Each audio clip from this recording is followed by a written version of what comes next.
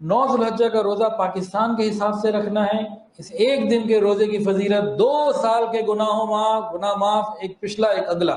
بہت کم ایسے اعمال ہیں کہ اگلی زندگی کے گناہ بھی آج معاف ہو رہے ہوں، اتنا بڑا عمل۔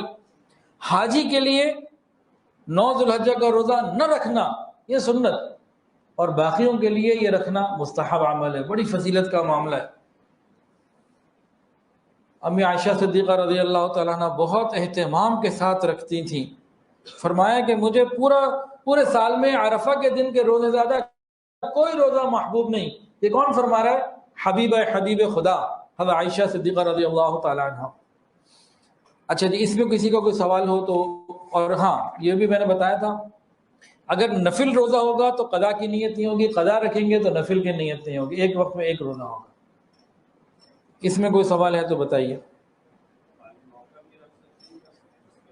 ہاں صرف 9 کا بھی رکھ سکتے ہیں، ان 9 دنوں میں اگر کوئی صرف ایک روزہ رکھنا چاہے اور وہ 9 کا ہو تو ٹھیک ہے، اور 9 کے علاوہ 9 کا رکھے، کوئی 1 2 3 یا زیادہ رکھ لے تو وہ بھی ٹھیک ہے۔ ایام تشریق کون بتائے گا جی؟ تکبیر تشریق بھی کوئی بتائے اور ایام تشریق بھی کوئی بتائیں۔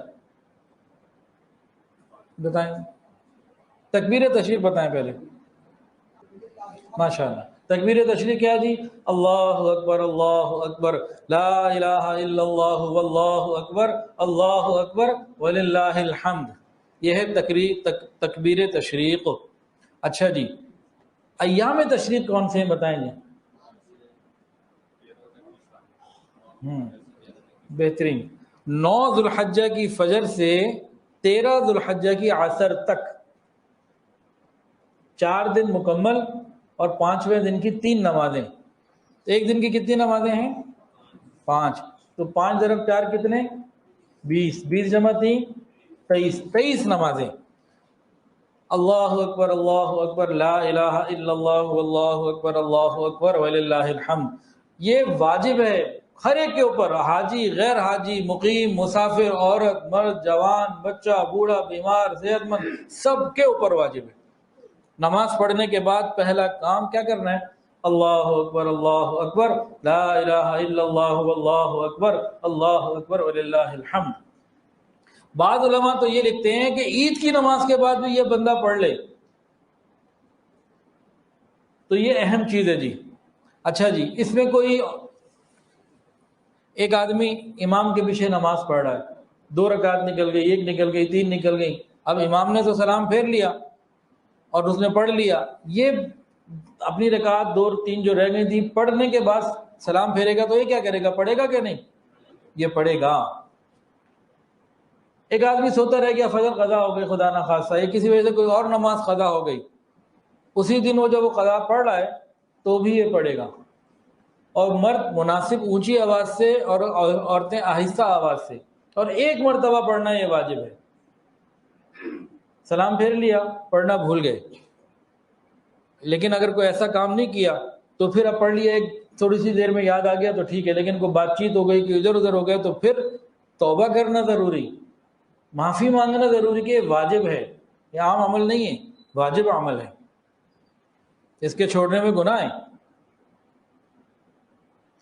تو یہ کیا تھی جی؟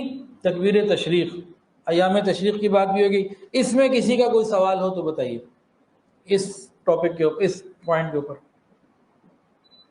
یا کلیئر ہے سارا؟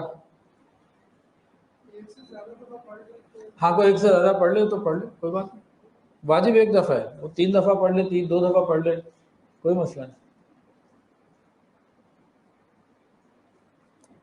تو مردوں نے بھی پڑھنا ہے اور عورت نے بھی پڑھنا ہے۔ اس میں نا ایک بڑی مزیدار بات ہے، 9 ذوالحجہ سے ساری دنیا والوں کو اللہ تعالیٰ نے حکم دیا کہ میرے بندو تم نماز کے بعد میری عظمت بیان کرو، میری بڑائی بیان کرو۔ کیسے؟ ذرا سارے پڑھ لیں، اللہ اکبر لا الہ الا اللہ واللہ اکبر وللہ الحمد۔ مزیدار بات کیا ہے؟ ادھر عرفات میں، منی میں، مزدلفہ میں حجاج، کوئی منی جا رہا ہے، کوئی مزدلفہ جا رہا ہے، کوئی عرفات جا رہا ہے، کوئی رمی کے لیے جا رہا ہے، وہ کیا پڑھ رہے ہیں؟ لبیک اللہم لبیک لبیک لا شریک لک لبیک ان الحمد والنعمت لک والملک لا شریک لک۔ تو اللہ تعالیٰ نے کیسی مشابہت عطا کر دی، وہ ان کلمات سے وہاں اللہ کی بڑائی بیان کریں اور باقی دنیا میں ان کلمات سے لوگ اللہ کی بڑائی بیان کریں، تو یہ مشابہت بھی ہے، مناسبت بھی کیسی زبردست ہے۔ اچھا، یہ ایام تشریق میں جو ذکر کروایا گیا، کیوں؟ وجہ کیا ہے؟ تاکہ ہمارے دلوں میں اللہ کی عظمت بڑھے۔ جب اللہ تعالیٰ کی عظمت بڑھے گی تو کیا ہوگا؟ اس کی نافرمانی کرنا مشکل ہو جائے گا۔